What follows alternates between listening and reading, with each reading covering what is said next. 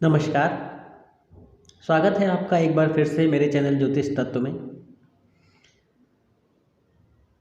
आज हम बात करेंगे सकट चौथ पर सुनने वाली कथा की। सकट व्रत के दिन व्रती महिलाएं व्रत करने के पश्चात संध्या काल में कथा सुनती हैं। कथा इसलिए भी सुनी जाती है कि हमें इस व्रत का महत्व पता चले और हम उसके कुछ नियम को फॉलो कर सकें जो उस कथा में बताए गए हैं। तो ये कथा उसकी महिमा को बताती है। वैसे तो सकट चौथ की कई सारी कथाएं प्रसिद्ध हैं।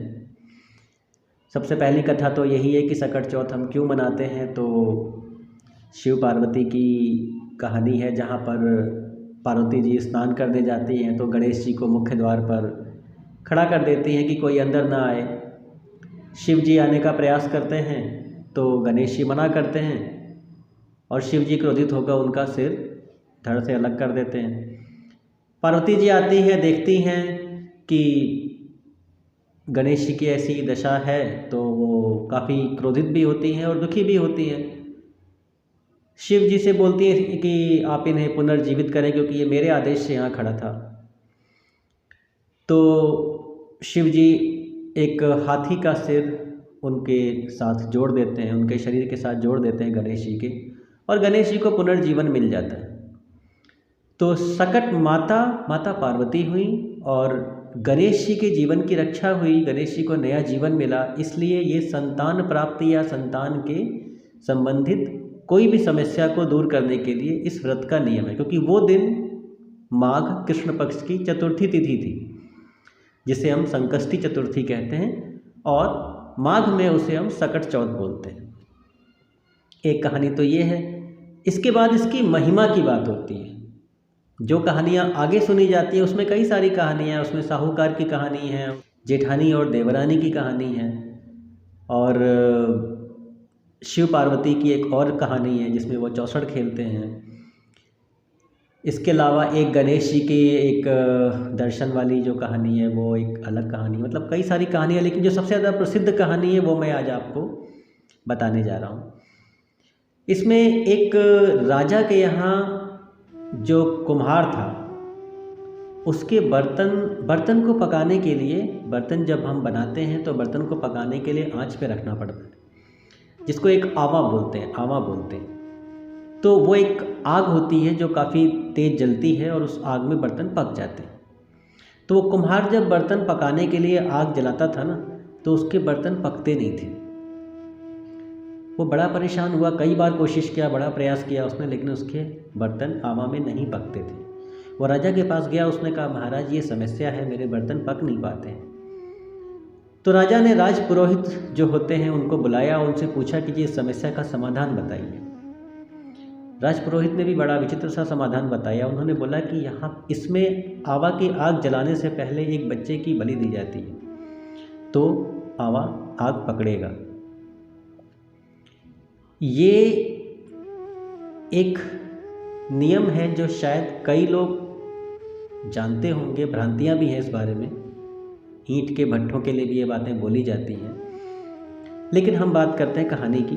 तो आवा में उसने बोला कि बच्चे की बलि दी जाएगी तो आवा पकेगा। अब राजाज्ञा हो गई कि ठीक है भाई, रोज़ एक बच्चे की बलि दी जाएगी और रोज़ बर्तन हमारे पकेंगे।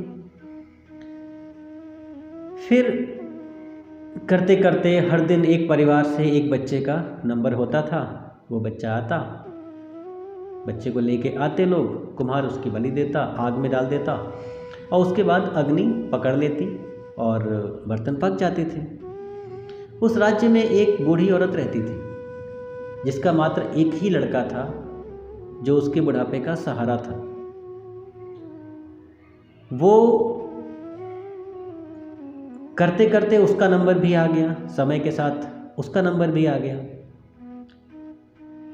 वो बड़ी परेशान, बहुत दुखी हुई कि उसके बेटे की भी ऐसे बलि दे दी जाएगी। लेकिन राजाज्ञा तो राजाज्ञा थी। जिस दिन उसका नंबर था वो अपने बेटे को लेके वहाँ पर गई और उसने कुम्हार को बोला कि ये एकमात्र सहारा है मेरा। कुम्हार ने कहा, ये तो राजाज्ञा है, सबके साथ ही हो रहा है, आपके साथ भी कोई अलग व्यवहार नहीं हो सकता। उसने बेटे से बोला, बेटा ठीक है, आग में बैठकर तू सकट माता का ध्यान करना, और आज सकट चौथ का दिन है, मैं आज व्रत हूँ और आज तेरे साथ कोई बुरा नहीं होना चाहिए। वो बेटा अग्नि में बैठ गया, अग्नि जली, कुम्हार ने भी उसको अग्नि में डाल के आग लगाकर सो गया। फिर अगले दिन जब कुम्हार उठा, बर्तन पक चुके थे और वो बेटा जो था, वो लड़का जो था, वो सुरक्षित था। उसे काफ़ी आश्चर्य हुआ कि ऐसा कैसे हो सकता है, इतनी तेज अग्नि में बच्चा सुरक्षित कैसे बच गया। और वो सुरक्षित था, उसके साथ ही उसको बाकी सारे बच्चे जिनको वो अग्नि में डाल चुका था वो भी जीवित दिखे। तो उसे बड़ा आश्चर्य हुआ। वो राजा के पास गया और उसने बताया कि सारी कहानी ऐसी है। राजा ने उस बूढ़ी औरत को बुलाया, उसने बोला कि ऐसा आपने क्या किया कि आपका बेटा भी जीवित हो गया और बाकी सारे भी जीवित हो गए। तो उसने बोला, मैं तो सकट माता का ध्यान किया था, मैं दिन भर की व्रत थी, सकट माता के व्रत से संतान को कभी नुकसान नहीं पहुंचता, तो मैंने दिन भर व्रत किया था और मैंने बेटे से कहा था कि अग्नि में बैठो तो सकट माता का ध्यान रखना। उसने ऐसा ही किया और मेरा बेटा बच गया और बाकी सारे भी जीवित हो गए। ये तो सकट माता की कृपा है, मेरे करने से क्या होता है। तो उसके बाद से उस राज्य में सकट का व्रत सभी लोग मनाने लगे, सभी लोग उस व्रत को करने लगे। तो ये इस व्रत की महिमा है कि इस व्रत का ध्यान करने से, इस व्रत का पालन करने से संतान को कोई कष्ट नहीं पहुंचता है। यही इस व्रत की कहानी है। तो इस कहानी में यही कहा था, जिस प्रकार आपने उस बूढ़ी औरत के बच्चे की रक्षा किया, उसी प्रकार आप हमारे बच्चे की भी रक्षा करते रहें और उसे दीर्घायु दें।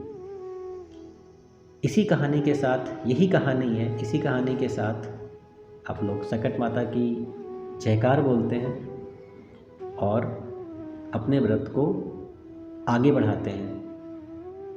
आगे संध्या में चंद्रदेव के दर्शन करके आप अपने व्रत को संपन्न कर सकते हैं और गणेश जी का पूजन करके कुछ फल या शकरकंदी खा सकते हैं।